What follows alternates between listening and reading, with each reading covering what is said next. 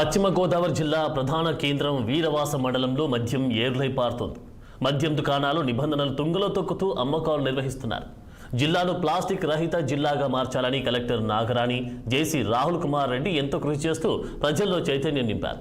కానీ ఇక్కడ మాత్రం మద్యం దుకాణాల్లో విచ్చలవిడిగా ప్లాస్టిక్ వినియోగం చేస్తూ వారి ఆదేశాలు సైతం లెక్క చేయడం లేదని కల్లుగీత రాష్ట్ర కార్యదర్శి నరసింహమూర్తి ఆగ్రహం వ్యక్తం చేశారు. ఇప్పటికైనా అధికారులు స్పందించి మద్యం దుకాణాలపై చర్యలు తీసుకోవాలని కోరారు. నరసింహమూర్తి, కల్లుగీత సంఘం రాష్ట్ర ప్రధాన కార్యదర్శి.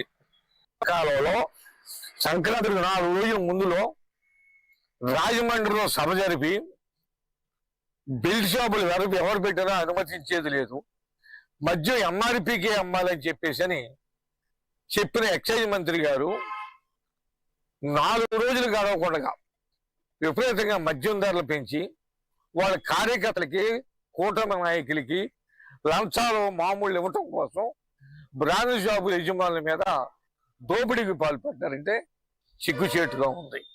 ఈవేళ 30,000 కోట్ల రూపాయలు రాష్ట్రంలో మద్యం సిండికేట్ల నుండి, బార్ల యజమానుల నుండి వసూలు చేసి కూటమి నాయకులకి, జిల్లా నాయకులకి కూడా ఆ రకంగా పంపారు. అంటే ప్రభుత్వం ప్రజల రక్తాన్ని తాగుతుంది తప్ప మద్యాన్ని ఎదురై పారించి దానికి బ్రాండ్ షాపులకి, అదేవిధంగా బెల్ట్ షాపులకి సబ్లీజ్ అనే ముద్దు పేరు కూడా పెడతా ఉన్నారు వీళ్ళు. ఈ విధంగా మద్యాన్ని వరదలా పారించి, ఏర్లై పారించి ప్రజల రక్తాన్ని తాగుతూ ఉన్నారు వీళ్ళు. గీత కార్మికులకు షాపులు ఇస్తున్నామని చెప్పి గీత కార్మికులు మట్టి కొట్టారు ఈ ప్రభుత్వం. ఆ విధంగా గీత కార్మికుల పేరుతో ఈ ప్రభుత్వం దోపిడీ చేస్తూ ఉంది, మద్యాన్ని వరదలా పారుతూ ఉంది, ప్రజల రక్తాన్ని తాగుతూ ఉంది. ఈ ప్రభుత్వం ప్రజల ఉసురు తగిలి పోక తప్పదు.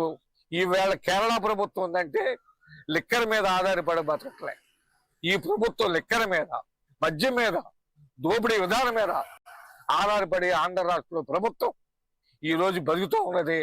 ప్రజల రక్తాన్ని తాగుడు పోతూ ఉంది, ప్రజల్ని తాగించి దొల్లిస్తూ ఉన్నది. అందుచేత ఈవేళ రాష్ట్రంలో 1,00,000 వరకు బెల్ట్ షాపులు ఉన్నాయి. కృష్ణా జిల్లాలోని జెడ్పీ